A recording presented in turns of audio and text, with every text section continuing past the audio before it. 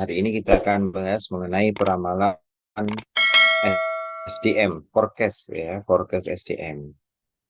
Peramalan atau forecasting SDM adalah sebuah upaya untuk memperkirakan kebutuhan tenaga kerja organisasi di waktu yang akan datang. Jadi mempersiapkan kebutuhan jumlah tenaga kerja saat ini untuk mengidentifikasi kondisi masa depan yang diharapkan juga bisa juga jadi untuk memprediksi kebutuhan di masa depan terus kemudian itu berdasarkan informasi dari masa yang sebelumnya. Proyek untuk masa yang akan datang tentu saja ada unsur ketidaktepatan. Biasanya orang yang berpengalaman mampu meramal akurat terhadap benefit organisasi dalam rencana jangka panjang.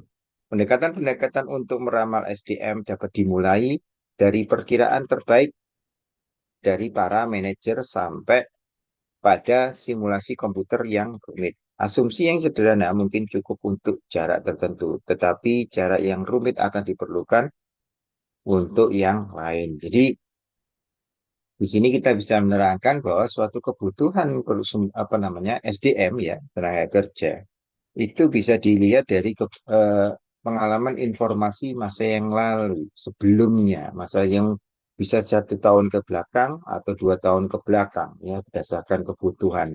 Nah, untuk meramalkan masa kebutuhan ke SDM yang akan datang, itu kan berdasarkan dari eh, perusahaan tersebut mempunyai ekspansi, ya, ekspansi atau pengembangan suatu usaha bisnis. Nah, bisnis baru terutama ya, bisnis baru. Nah, mungkin misal perusahaan tersebut membuka pabrik atau membuka usaha di luar daerah atau mungkin juga yang perusahaan multinasional mungkin menggunakan eh, membangun perusahaan di luar negeri ya. Nah, di situ tentunya dibutuhkan sos yang cukup, yang lumayan sesuai dengan bidang-bidangnya, bagian-bagiannya gitu ya. Nah, itu diramalkan di situ ya, kebutuhan-kebutuhannya sesuai dengan eh, kapasitas produksi ya, kapasitas produksi yang panjang gitu ya. Baik, selanjutnya jangka waktu peramalan SDM harus dilakukan melalui 3 tahap, yaitu perencanaan jangka pendek, menengah, dan panjang. Peramalan terhadap kebutuhan SDM atau permintaan ya, permintaan kebutuhan, ada permintaan SDM. Penekanan utama dari peramalan SDM saat ini adalah meramalkan kebutuhan SDM organisasi atau permintaan kebutuhan akan sumber daya manusia. Ramalan permintaan dapat berupa penilaian subjektif atau matematis. Tujuan peramalan antara lain untuk hal-hal sebagai berikut: satu, meramalkan kebutuhan dan persediaan tenaga kerja yang ada. Dua, meramalkan kemajuan suatu perusahaan. Tiga, dan teknologi sehingga harus dilaksanakan pelatihan dengan kurikulum yang tepat. Ya, tentunya untuk meramal suatu kemajuan perusahaan karena berdasarkan teknologi yang terus berkembang ya sehingga harus ada pelatihan karyawan ya training karyawan terkait dengan kebutuhan yang ada. Misalkan perusahaan tersebut butuh skill skill karyawan SDM yang bisa membuat suatu perusahaan bisa menjadi lebih bagus ya. Mungkin perusahaan tersebut menggunakan aplikasi atau tool ya yang baru, yang benar-benar baru gitu ya. Sehingga diperlukan pelatihan ya kepada atau trainer kepada karyawan yang bisa menangani hal tersebut sesuai dengan bidangnya. Contoh, perusahaan tersebut membeli suatu mesin baru ya, mesin baru. Mesin baru tentunya tenaga SDM ini yang mau diposisikan untuk mengoperasikan mesin tersebut tentunya ada pelatihan sebelum dia menggunakan mesin baru supaya tidak terjadi kesalahan dan kerugian di situ, ketidakefisien, ya, borosan gitu. Nah, sehingga harus ada pelatihan. Baik, selanjutnya meramalkan kemajuan pendidikan dan peningkatan kemampuan SDM. Di sini ada kemajuan pendidikan tentunya biasanya ada perusahaan itu ada yang menyekolahkan ya, menyekolahkan studi, studi lanjut gitu ya, sesuai dengan bidangnya. Ya.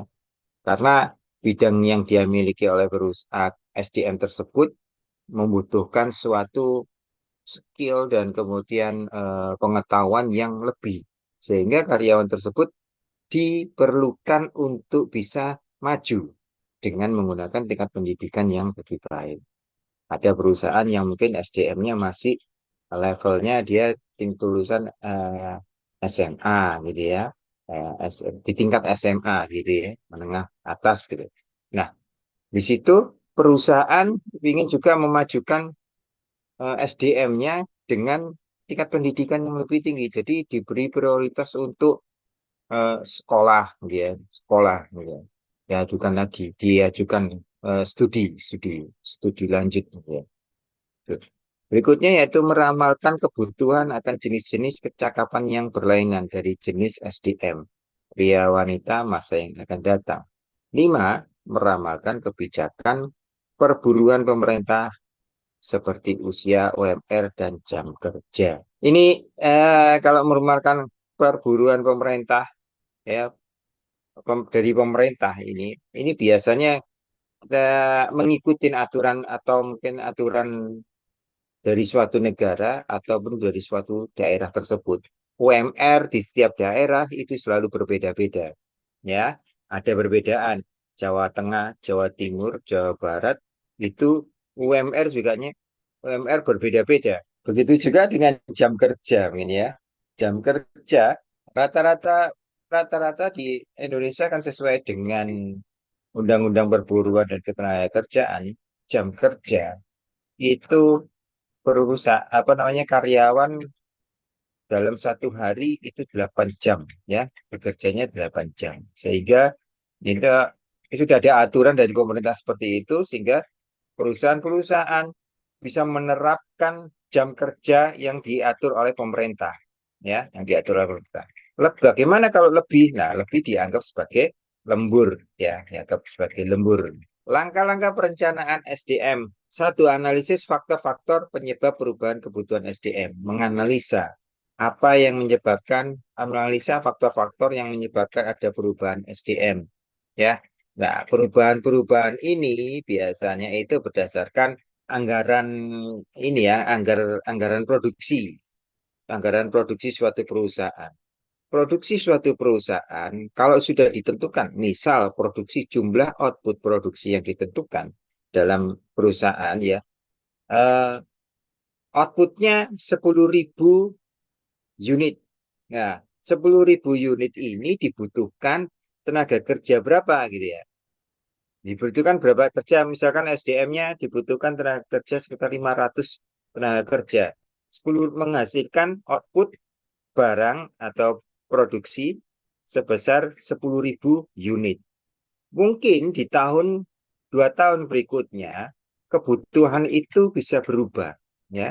Kebutuhan berubah karena proses produksi yang di kebutuhan produksinya itu berkurang. Jadi misalkan dikurangi 8.000 sehingga 500 SDM itu terlalu berlebih ya sehingga dibutuhkan ada pengurangan.